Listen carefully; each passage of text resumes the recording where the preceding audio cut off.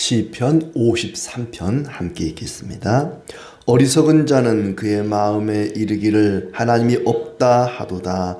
그들은 부패하며 가증한 악을 행하며 선을 행하는 자가 없도다.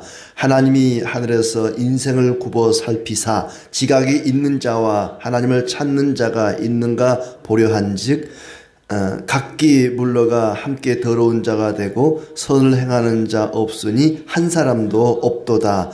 죄악을 행하는 자들은 무지하냐. 그들이 떡 먹듯이 내 백성을 먹으면서 하나님을 부르지 아니하는도다. 그들이 두려움이 없는 곳에서 크게 두려워하였으니 너를 대항하여 진친 그들의 뼈를 하나님이 흩으심이라. 하나님이 그들을 버리셨으므로 네가 그들에게 수치를 당하게 하였도다. 시온에서 이스라엘을 구원하여 줄 자 누구인가. 하나님이 자기 백성의 포로된 것을 돌이키실 때에 야곱이 즐거워하며 이스라엘이 기뻐하리로다. 아멘.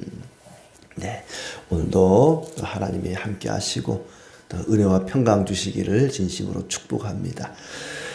이 53편의 시는 14편과 거의 같습니다. 글자 몇 개 틀리고 거의 14편 말씀과 53편이 같은 그런 내용입니다.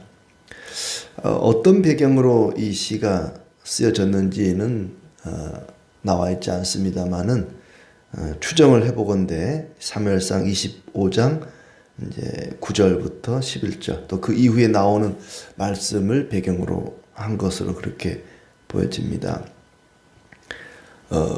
다윗이 굉장히 모욕을 당한 적이 있었죠. 이 마온이라고 하는 땅에 아주 그 큰 부자가 있었는데 나발이라는 사람입니다. 이 사람에게 소년들을 보내서 먹을 걸 좀 요구했더니 단호하게 거절을 하게 되죠. 너무 자존심이 상해서 이놈을 가만두지 않겠다 하고 군사를 이끌고 가는데 이 나발의 부인 아비가일이 먹을 걸 가져와서 바짝 엎드려서 용서를 구합니다. 그리고 나서 이제 그걸 배경으로 해서 그 나발이라고 하는 사람의 어리석음을 책망하는, 그러면서 이 세상의 어리석은 자들에 대해서 꾸짖는 그런 말씀입니다. 다윗의 마스길이라고 되어 있는데 마스길은 교훈이죠. 여러 가지 교훈을 가르칩니다. 그 중에서 먼저 인간의 죄악상, 인간이 얼마나 어리석은가를 드러내고 있습니다. 어리석은 사람은 마음속으로 하나님이 없다 한다. 어리석은 자는 그 마음에 이르기를 하나님이 없다 하도다. 하나님이 없다. 성경에 하나님이 없다. 성경에 하나님이 없다는 말이 있대요. 그래서 아니 성경에 어떻게 하나님이 없다 그러지?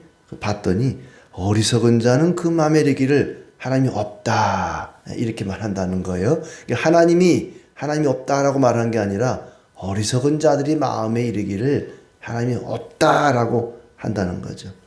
단순히 하나님의 존재 자체를 부정하는 것이 아니라 하나님이 없어도 얼마든지 나는 행복하게 살 수 있어요 라고 생각한다는 거죠. 하나님이 그냥 없는 정도가 아니라 하나님 같은 것은 없어도 얼마든지 나 혼자 내 힘으로 잘 먹고 잘 살 수 있습니다. 하나님 필요 없습니다. 이게 어리석은 자의 생각이라는 얘기입니다. 하나님이 없다는 것을 증명하는 것은 하나님이 있다는 것을 증명하는 것보다 훨씬 어렵습니다. 하나님이 존재한다, 하나님이 계시다, 하나님이 있다고 주장하는 근거는 많습니다. 우리가 살아가는 모든 환경 자체가 어떻게 생겼을까? 나라고 하는 존재 자체가 어떻게 생겨난 것이고 어떻게 살아가고 있는 것인가? 내 신체부터 시작해서 내가 눈으로 보는 모든 만물들을 볼 때에 하나님의 존재를 부정할 수가 없습니다. 하나님이 없다고 주장하는 것이 훨씬 더 어려운 문제입니다. 그런데 어리석은 자는 그 마음에 생각하기를 하나님이 없다라고 생각한다는 거죠. 하나님이 없다고 생각한다고 해서 하나님이 없어지는 건 아닙니다. 이 어리석은 자라고 하는 말, 어리석은 자를 히브리 말로 하면 나발입니다. 나발. 그러니까 이게 아비가일이 그러죠. 다윗에게 내 남편 나발은 이름 그대로 바보 같은 사람입니다. 어리석은 사람입니다. 그러니 좀 이해를 해 주십시오 라고 용서를 구합니다. 이 이야기가, 이 시가 이 나발을 배경으로 한다는 것이, 나발이라는 말이 어리석은 자이기 때문이기도 합니다. 그들은 부패하며 가증한 악을 행하며 선을 행하는 자가 없다. 하나님이 없다고 생각하니까 그들의 삶이 부패할 수밖에 없습니다. 악을 행할 수밖에 없죠. 어리석은 자는 하나님을 없다고 주장하기 때문에, 하나님을 모르기 때문에 하나님을 무시합니다. 하나님에 대해서 듣기는 들었어도 믿질 않습니다. 그러나 하나님께서는 지각이 있는 자, 지혜로운 자를 가리킵니다. 지각이 있는 자가 또 하나님을 찾는 자가 있는지 살피신다. 하나님은 모든 사람을 감찰하십니다. 그런데 하나님이 없다고 생각하니까 자기 마음대로 삽니다. 내가 하고 싶은 대로 삽니다. 하나님이 계시는 것도 아니고 하나님이 심판을 하는 것도 아니고 그냥 나 혼자 내가 알아서 판단하고 내가 알아서 생각하고 그냥 살아간다. 자기 마음대로 살아가니까 그 삶이 부패하고 그 언행이 악하고 가증하고 그럴 수밖에 없습니다.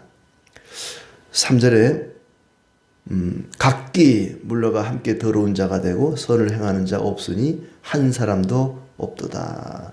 모든 사람이 다 같이 함께 더러운 자가 되어서 선한 일을 행하는 자가 하나도 없다. 마음에 하나님이 없으니 삶의 선함도 없습니다. 나만 악한 것이 아니라 모든 사람들이 다 악하기 때문에 세상이 악하다는 걸 모릅니다. 모든 사람이 다 하나님이 없다고 생각을 하고 자기 생각에 옳은 대로 행하고 모두가 다 부패하고 가증하고 사악하다 보니까 이 세상이 타락했다, 부패했다, 이걸 느끼지를 못하는 거예요.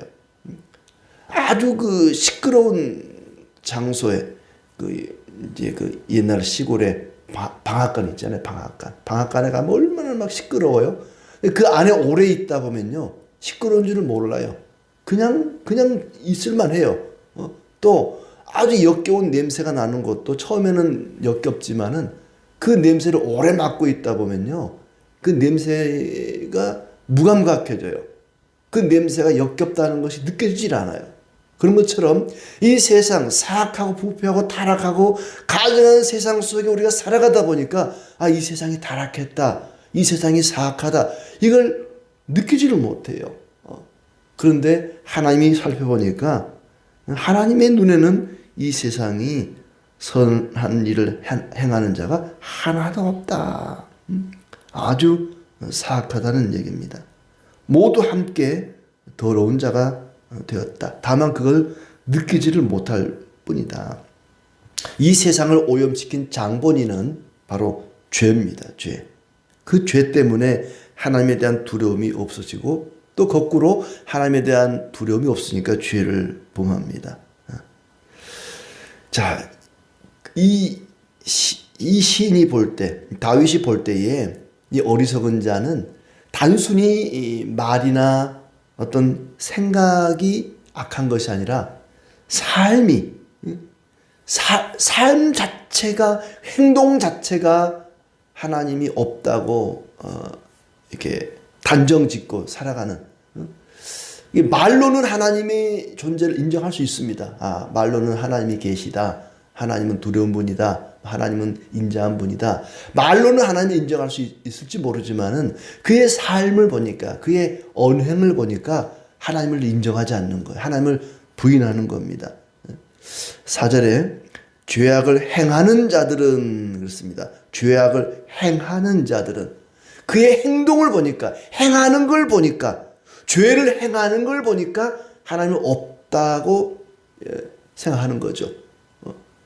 말로는 하나님 앞에 나가 기도하고 찬송하고 예배하고, 말로는 뭐 하나님을 전도하고 뭐 떠들고 하나님을 이야기하는데 행하는 걸 보니까 하나님을 인정하지 않는 거, 하나님을 부인하는 삶을 사는 거죠. 죄악을 행하는 자들은 무지하냐? 그들이 떡 먹듯이 내 백성을 먹으면서 하나님을 부르지 아니하는도다. 떡 먹듯이 내 백성을 먹는다는 말은 하나님 백성을 괴롭힌다는 얘기죠. 사람을 사랑하지 않고 사랑하지 않는 정도가 아니라 사람을 괴롭히고 잡아먹는다는 거죠. 하나님을 기쁘게 하지 않습니다. 하나님께 영광을 돌리지 않습니다. 삶이, 언행이 사람에 대해서 악을 행하고 하나님을 기쁘시게 하지 않고 그 행함을 보고 그 말하는 걸 보니까 이 사람은 하나님이 없다고 생각하는구나. 입으로는 하나님을 인정하는 것 같은데 삶이 하나님을 부정하고 있구나 하는 걸 느낀다는 얘기입니다. 하나님이 경건하지 못한 자들의 뼈를 흩으셨기에 그들은 두려움이 없는 곳에서도 크게 두려워할 것이다. 하나님이 이런 어리석은 자, 사악한 자들을 가만두지 않을 것이라는 얘기입니다. 두려움이 없는 곳에서도 크게 두려워할 것이다. 멀쩡한데도 하나님이 개입하셔서 이 어리석고 악한 자들을 아주 혼쭐을 내줄 것이다. 그러니까 어리석은 자라는 말은요, 단순히 바보 같다는 얘기가 아닙니다. 아주 사악한 자, 이런 얘기예요. 아주 악한 자, 사악한 자, 간사한 자, 이 어리석은 자라는 말 속에는 그런 걸 포함하고 있습니다. 그런 자들은 하나님이 느닷없이 그들을 심판할 것이다. 마른 하늘의 날벼락이라는 말이 있죠. 이런 자들은 마른 하늘의 날벼락 맞듯이 그렇게 전혀 두려움이 없는 곳에서도 크게 두려워하게 될 것이다. 하나님이 그들을 물리치셨으니 그들이 수치를 당할 것이다. 아마 여호사밧 왕 때에 그 동맹군들이 몰살을 당한 그런 일이나 아니면 히스기야 왕 때 아수르 사네립 왕이 대군을 이끌고 왔다가 얼마나 히스기야와 이스라엘 백성들 하나님을 모욕합니까? 아예 하나님의 존재를 부정하는 그런 사악한 말들을 막 내뱉지 않습니까? 그러나 하룻밤 사이에 18만 5천 명이 송장이 되어버립니다. 마른 하늘에 날벼락 맞듯이 몽땅 몰살을 당하게 되죠. 그렇게 된다는 얘기입니다. 시온에서 이스라엘을 구원하여 줄 자 누구인가? 하나님이 자기 백성의 포로된 것을 돌이키실 때 야곱은 기뻐하고 이스라엘은 즐거워할 것이다. 이스라엘의 구원이 시온에서 나오기를 원합니다. 그러니까 시온, 예루살렘, 거기서 구원이 나올 것이다. 예수 그리스도를 바라보는 그런 대목입니다.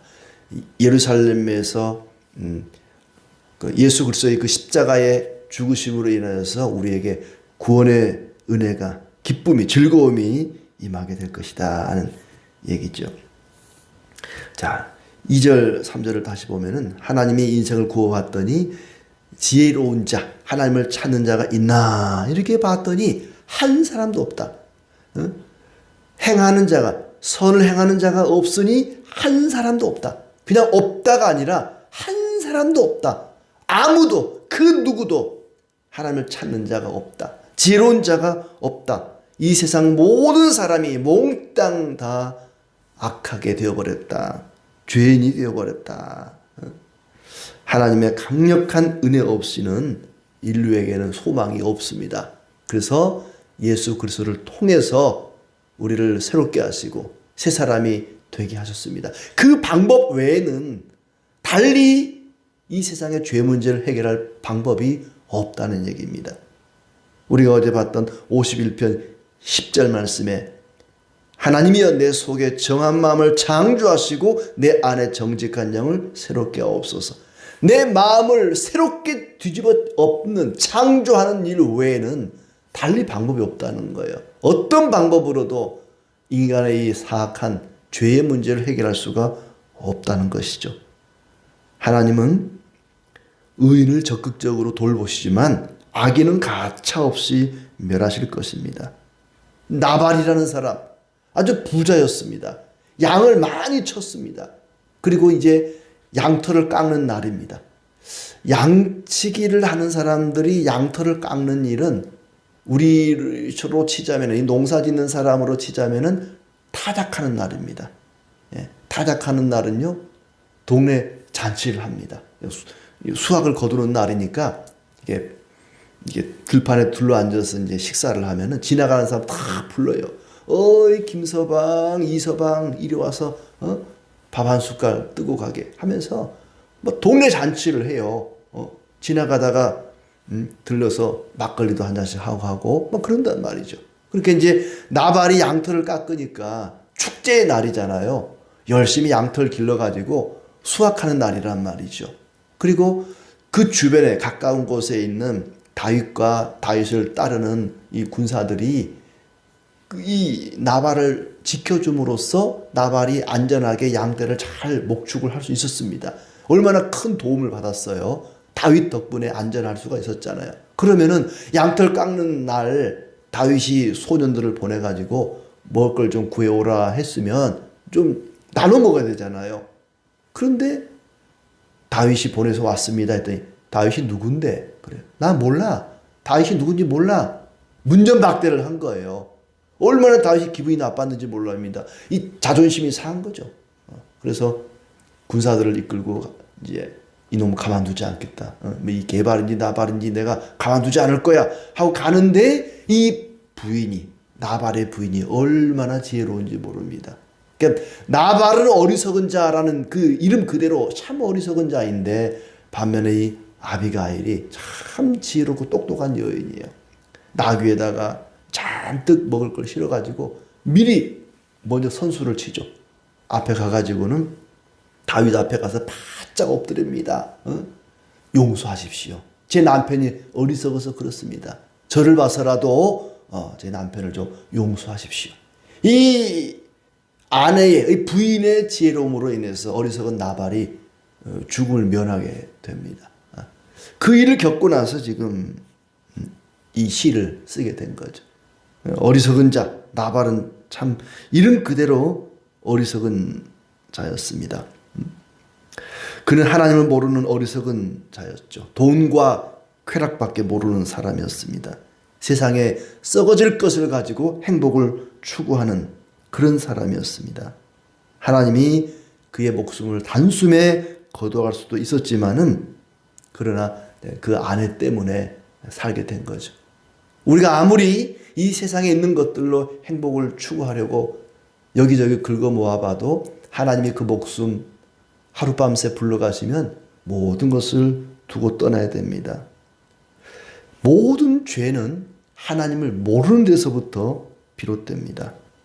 반면에 최고의 지혜는 하나님을 알고 하나님을 경외하는 것입니다. 4절에 보면은 죄악을 행하는 자들은 무지하냐? 그들이 떡 먹듯이 내 백성을 먹으면서 하나님을 부르지 아니하는도다. 어리석은 자의 특징 중에 하나는 뭐냐? 하나님을 부르지 않는다는 거예요. 달리 말하면 기도하지 않는다는 얘기입니다.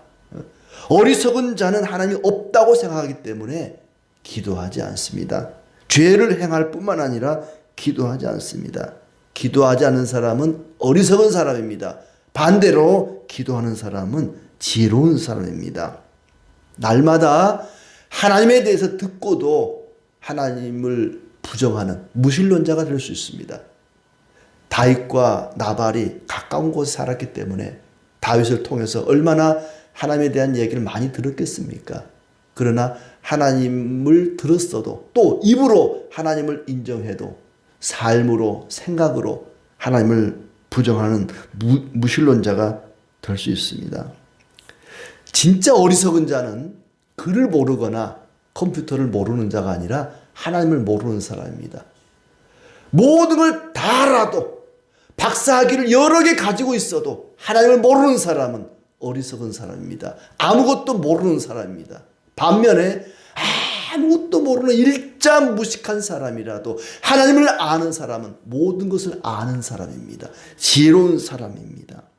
어리석은 자는 하나님의 통제를 받지 않고 제 멋대로 자기 마음대로 살아가고자 합니다. 그러나 반드시 하나님의 심판이 임할 것입니다. 예수님의 은혜가 아니었다면 우리도 하나님을 알지 못했을 것입니다. 우리는 예수 그리스도를 통해서 하나님을 알게 된 자들입니다. 하나님을 알게 된 자로서 하나님을 두려워하고 하나님을 경외하고 내 이웃을 내 몸처럼 사랑하고 하나님께 영광을 돌리는 복된 삶이 되기를 진심으로 축복합니다.